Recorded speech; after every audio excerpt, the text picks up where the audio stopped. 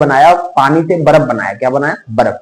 तो पानी जो है हमारा वो बर्फ बन गया, लेकिन बर्फ वापस से पानी बन जाएगा। तो ये पानी से बर्फ, बर्फ से पानी, पानी से बर्फ, बर्फ से पानी, ऐसा चलता रहेगा। तो ये हमारा क्या होगा? भौतिक परिवर्तन। हेलो बच्चों, कैसे आप सब? उम्मीद करता हूँ आप सब लोग अच्छे होंगे। तो आज हम नए चैनल पर अपने साइंस का फुल सिलेबस स्टार्ट करने वाले हैं, क्लास 10th का और 9th का। तो आज हमारा पहला चैप्टर है वो क्लास 10th का साइंस का है, जिसका चैप्टर का नाम है हमारा रासायनिक अभिक्रिया एवं समीकरण। कि रासायनिक अभिक्रिया क्या होता है और समीकरण क्या होता है, आज की वीडियो में हम यही जानने वाले हैं। तो वीडियो में एंड तक बने रहिए। हमने कुछ इंपोर्टेंट चैप्टर में से क्वेश्चन हमने निकाले हैं, कुछ क्वेश्चन निकाले हमने इंपोर्टेंट इस चैप्टर में से। तो चलिए देखते हैं। देखिए पहला क्वेश्चन हमारा ये है, रासायनिक अभिक्रिया क्या है। देखिए कोई भी रासायनिक अभिक्रिया हमारा होता है तो रासायनिक अभिक्रिया जो होता है वो दो तरीके से होता है। इसमें दिया है किसी भी पदार्थ में जब परिवर्तन होता है तो वो दो प्रकार का परिवर्तन होता है। कितने प्रकार का होता है? दो प्रकार का। नंबर एक रासायनिक परिवर्तन, नंबर दो भौतिक परिवर्तन। देखिए भौतिक परिवर्तन क्या होता है? जो फिजिकली होता है। क्या होता है? फिजिकली। और रासायनिक परिवर्तन क्या होता है? जो केमिकल रिएक्शन होती है। ठीक है, तो इस चैप्टर में हम सारा क्या पढ़ेंगे? रासायनिक परिवर्तन पढ़ेंगे और रासायनिक समीकरण पढ़ेंगे। ठीक है, तो भौतिक का मैं बता देता हूँ, एक दो उदाहरण आपको बता देता हूँ कि भौतिक क्या होता है। भौतिक देखिए, जैसे किसी चीज से हम कोई चीज बना रहे हैं, जैसे मान लीजिए हमने कोई एक प्रोडक्ट लिया, उससे कुछ हमने दूसरा प्रोडक्ट बनाया और वो प्रोडक्ट बनने के बाद दोबारा वही प्रोडक्ट बन गया जो पहले था। तो ये जो होगा वो भौतिक परिवर्तन होगा। ठीक है, जैसे हमने बनाया, पानी से बर्फ बनाया। क्या बनाया? बर्फ। तो पानी जो है हमारा वो बर्फ बन गया, लेकिन बर्फ वापस से पानी बन जाएगा। तो ये पानी से बर्फ, बर्फ से पानी, पानी से बर्फ, बर्फ से पानी, ऐसा चलता रहेगा। तो ये हमारा क्या होगा? भौतिक परिवर्तन। रासायनिक परिवर्तन क्या होता है कि एक बार अगर वो क्रिया हो गई, वो परिवर्तन हो गया, तो दोबारा वो है अपनी मूल अवस्था में नहीं जा सकता। ये होता है हमारा रासायनिक परिवर्तन। समझ में आया? ठीक। अब देखिए रासायनिक अभिक्रिया क्या होता है, सुनिए। रासायनिक अभिक्रिया में एक या अधिक पदार्थ आपस में अंतः क्रिया करके परिवर्तित होते हैं। रासायनिक अभिक्रिया में क्या होता है? एक या उससे अधिक पदार्थ जो होते हैं अपने अंतर रिएक्शन करते हैं, क्रिया करते हैं, उसके बाद वो परिवर्तन होकर एक या अधिक भिन्न रासायनिक गुण वाले पदार्थ बनाते हैं, क्रिया कर लेते हैं। उसके बाद वो क्या करते हैं? एक अलग या फिर सबसे अलग तरीके का एक पदार्थ बना देते हैं रासायनिक गुणधर्म वाला। समझ में आ रहा है? ठीक। अगला देखिए, किसी रासायनिक अभिक्रिया में भाग लेने वाले पदार्थों को क्या कहते हैं। देखिए इसमें दो चीज पूछा जाता है, एक अभिकारक होता है, एक उत्पाद होता है। तो रासायनिक अभिक्रिया में भाग लेने वाले पदार्थों को अभिकारक कहते हैं। क्या कहते हैं? अभिकारक। किसमें? जो रासायनिक अभिक्रिया में भाग लेंगे उन पदार्थों को हम कहेंगे अभिकारक। ठीक है, और अभिक्रिया के फलस्वरूप उत्पन्न पदार्थों को हम कहते हैं उत्पाद। जब हमारी अभिक्रिया जो होती है उसमें जो हमारे पदार्थ भाग लेते हैं उनको हम अभिकारक कहते हैं, और उनके भाग लेने से जो रिएक्शन होती है उसके बाद जो नया पदार्थ हमारा प्रोडक्ट बनता है उसको हम उत्पाद कहते हैं। क्या कहते हैं? उत्पाद। समझ आ रहा है? ठीक है, आगे देखिए। जैसे हमने लिखा है यहाँ पर एक समीकरण 2H2O प्लस O2 बराबर हमारा क्या बनेगा? 2H2O। ठीक है, तो इसमें जो 2H2O और O2 जो है ये दो पदार्थ हैं, इनको हम अभिकारक कहेंगे। क्या कहेंगे? अभिकारक। और ये हमारा जो बना इसको बोलते हैं बेटा उत्पाद। क्या बोलते हैं? उत्पाद या फिर प्रोडक्ट। समझ आ रहा है बेटा? बहुत बढ़िया। आगे देखिए, इसमें और चीज पूछा गया आपसे कि रासायनिक परिवर्तन के गुण बताइए। रासायनिक परिवर्तन के क्या गुण होते हैं बेटा? देखिए अभी मैंने बताया कि रासायनिक परिवर्तन जो होते हैं उससे कई सारे गुण होते हैं। जैसे रासायनिक परिवर्तन होने के बाद पदार्थ जो है वो अपनी मूल अवस्था में वापस नहीं आता, पहली बात। दूसरी बात, रासायनिक परिवर्तन में जो पदार्थ या अभिकारक भाग लेते हैं वो एक नए उत्पाद में बदल जाते हैं। ठीक है। तीसरी बात ये देखिए, यह एक स्थायी परिवर्तन है। कैसा है? स्थायी परिवर्तन है। जैसे मान लो उदाहरण के तौर पे हम देखते हैं, तो उदाहरण मैंने लिखा हुआ है यहाँ पे कि रासायनिक परिवर्तन के बाद पदार्थ क्या करता है? अपनी मूल अवस्था में नहीं आता। ये तो उसके गुण है। अब देखिए उदाहरण क्या है? अंगूर के रस का किण्वन। एक बार अंगूर का रस का किण्वन हो गया, क्या वो दोबारा अंगूर बन पाएगा? नहीं बन पाएगा। ठीक है। दूसरा देखिए, भोजन का पकना। जो कच्चा हमारा भोजन है वो हम पका दे तो क्या बाद में भोजन कच्चा होगा? नहीं होगा। वैसे दूध का दही बनना, जो दूध है हमारा उससे हमारा दही बन जाएगा, तो क्या फिर हमारा दोबारा दूध बन पाएगा? नहीं बन पाएगा। ठीक है, तो ये है हमारे रासायनिक अभिक्रिया के समीकरण। अब इसके चलिए आगे देखते हैं। अगर आपसे ये पूछा जाता है अलग से कि अभिकारक किसे कहते हैं, तो आप बताएंगे कि रासायनिक क्रिया में भाग लेने वाले पदार्थों को अभिकारक कहते हैं। समझ आ रहा है? उत्पाद किसे कहते हैं? कि रासायनिक क्रिया में भाग लेने वाले पदार्थों के मिलने से जो पदार्थ बनता है उसको उत्पाद या प्रोडक्ट कहते हैं। ठीक है। अगर कोई भी पूछा जाता है कि आपसे कि रासायनिक परिवर्तन क्या होते हैं, तो आप इनमें से बता सकते हैं दूध का दही बनना, अंगूर के रस का किण्वन होना, भोजन का पकना, ये सारे रासायनिक परिवर्तन है। समझ आ रहा है बेटा? चलिए आगे बढ़िए। आप अगर नए हमारे चैनल पर तो चैनल को सब्सक्राइब कर लीजिए, आपको पूरा साइंस क्लियर किया जाएगा। क्लास 10th और 9th का, ठीक है। इसका स्क्रीनशॉट ले लीजिए आप।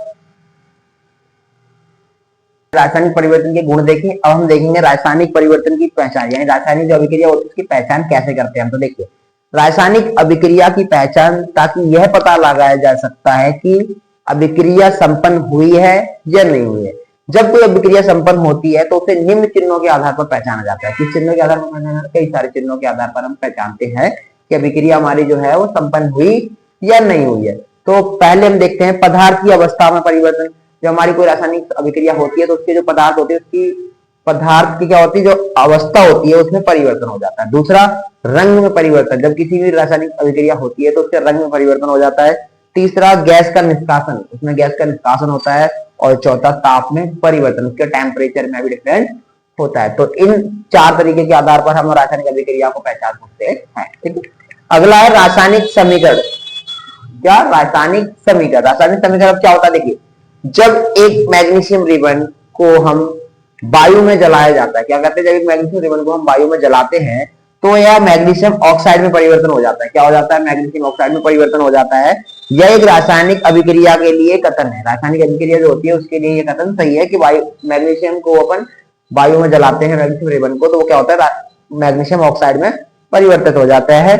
इसे निम्न तरीके से लिखा जा सकता है। कैसे लिखा जाता है? मैग्नीशियम प्लस ऑक्सीजन बराबर हमारा क्या बनेगा? Magnesium oxide. इधर मैग्नीशियम प्लस ऑक्सीजन जो है ये अभिकारक है, जो मैग्नीशियम ऑक्साइड बन रहा है ये उत्पाद है। इसे लिखने का दूसरा तरीका भी है, ये हमने शब्दों में लिखा है, इसे हम फॉर्मूला समीकरण में लिखे तो Mg प्लस O2 बराबर हमारा बनेगा MgO। ये हमारा क्या है? Magnesium oxide. तो इस तरीके से हमारे समीकरण जो होते हैं वो लिखा जाता है, ठीक है। अब देखिए अगर कोई बात आती है आपको कि समीकरण को कैसे लिखते हैं, उसको कैसे लिखना, तो देखिए समीकरण को लिखने के लिए हम समीकरण को बाईं ओर और दाईं ओर दोनों तरीके से लिखते हैं। बाईं ओर जो होता है वो अभिकारक होते हैं, जो दाईं ओर बनता है वो हमारा उत्पाद होता है। और अभिकारक में हम क्या लिखते हैं, जो पदार्थ है उसके बीच में चिन्ह लगा, प्लस का चिन्ह लगाते हैं, फिर तीर का निशान लगाने के बाद उत्पाद में भी प्लस का चिन्ह लगाते हैं। इस तरीके से जैसे हमने लिखा है Zn प्लस H2SO4, और ये हमारा क्या है, एरो, और ZnSO4 प्लस H2O। तो ये इधर का हमारा अभिकारक है। इधर हमने क्या करा, अभिकारकों के लिए प्लस का चिन्ह लगाया बाईं ओर, और अभिकारकों के लिए प्लस, उत्पादकों के लिए प्लस का चिन्ह लगाया दाईं ओर। ये तीर का निशान हमारा दर्शा रहा है। इस तरीके से हम रासायनिक समीकरण को लिख सकते हैं, ठीक है।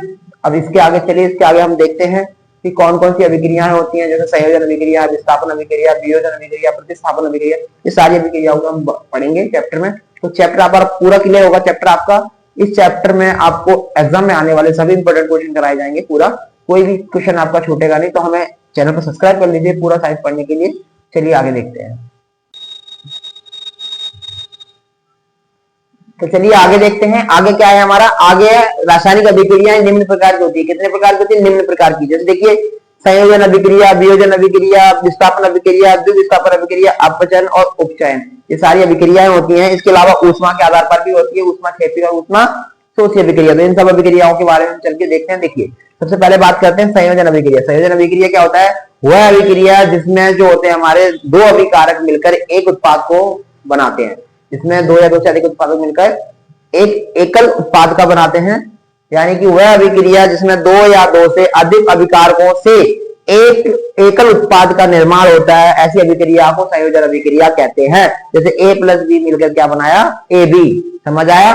बहुत बढ़िया। आगे देखिए, आगे ऊष्मा के आधार पर अभिक्रिया जो हमारी है वो दो होती है, ऊष्मा क्षेपी और ऊष्मा शोषी। तो ऊष्मा क्षेपी अभिक्रिया क्या होती है? वे अभिक्रियाएं जिनमें अभिक्रिया के दौरान ऊष्मा क्या होता है? बाहर निकलती है, उसे कहते हैं ऊष्मा क्षेपी अभिक्रिया। और दूसरा है ऊष्मा शोषी, तो वह अभिक्रिया जिसमें अभिक्रिया के दौरान ऊष्मा का शोषण होता है। क्या होता है? शोषण होता है, यानी ऊष्मा ग्रहण की जाती है, उसको कहते हैं ऊष्मा शोषी अभिक्रिया। समझ में आ रहा है? ठीक। उसके बाद देखिए, उसके बाद हमारी वियोजन अभिक्रिया। वियोजन अभिक्रिया क्या होती है? देखिए जिसमें एकल अभिकारक विघटित होकर दो या दो से अधिक उत्पाद का निर्माण करते हैं। यानी कि मान लीजिए एक हमारा कोई अभिकारक है और वो उससे दो उत्पादकों का निर्माण कर रहा है, तो वो हमारी होगी वियोजन अभिक्रिया, वियोजन या फिर अपघटन अभिक्रिया। समझ आ रहा है? ठीक है। अगला देखिए विस्थापन अभिक्रिया। कौन सा? विस्थापन अभिक्रिया। तो विस्थापन अभिक्रिया क्या कहती है? ऐसी अभिक्रियाओं जिसमें अधिक अभिक्रियाशील, ऐसी अभिक्रिया जिसमें अधिक क्रियाशील पदार्थ कम अभिक्रियाशील पदार्थों के उसके यौगिक से अलग कर देता है। क्या कर देता है? यानी जो ज्यादा क्रियाशील पदार्थ होता है वो कम क्रियाशील वाले पदार्थ को उसके जो यौगिक है जहां वो बैठा हुआ है वहां से हटा के अलग कर देता है, वहां पर उसे कहते हैं यौगिक, उसे कहते हैं विस्थापन अभिक्रिया। ठीक है, अगला है द्विविस्थापन अभिक्रिया। द्विविस्थापन अभिक्रिया क्या होता है? ऐसी अभिक्रिया जिसमें अभिकारकों के बीच आयनों का आदान प्रदान किया जाता है, यानी कि ऐसी अभिक्रिया जिसमें जो हमारे अभिकारक है वो क्या करते हैं, आयन आदान प्रदान यानी अपनी जगह बदल देते हैं, उसको कहते हैं द्विविस्थापन अभिक्रिया। अगला देखेंगे उपचयन एवं अपचयन अभिक्रिया। ठीक है, इसका स्क्रीनशॉट ले लीजिए। हो गया, चलिए आगे बात करते हैं अपचयन एवं उपचयन अभिक्रिया की बात। ठीक है, तो उपचयन क्या होता है? किसी पदार्थ में ऑक्सीजन एवं हाइड्रोजन की जो वृद्धि होती है, ह्रास होता है, दोनों एक साथ होगा तो उसे उपचयन कहते हैं। यानी कि किसी पदार्थ में ऑक्सीजन की वृद्धि अथवा हाइड्रोजन का ह्रास होता है अथवा दोनों हो तो इसे उपचयन अभिक्रिया कहते हैं। ठीक है, जैसे ऑक्सीजन में वृद्धि C प्लस O2 बराबर क्या हुआ? CO2। ठीक है, आगे देखिए, आगे है यहाँ पे क्या कर रहा है, कार्बन में ऑक्सीजन की वृद्धि हो रही है। क्या हो रहा है? कार्बन जो है उसमें ऑक्सीजन की क्या हो रही है? वृद्धि हो रही है, तो ये कार्बन डाइऑक्साइड में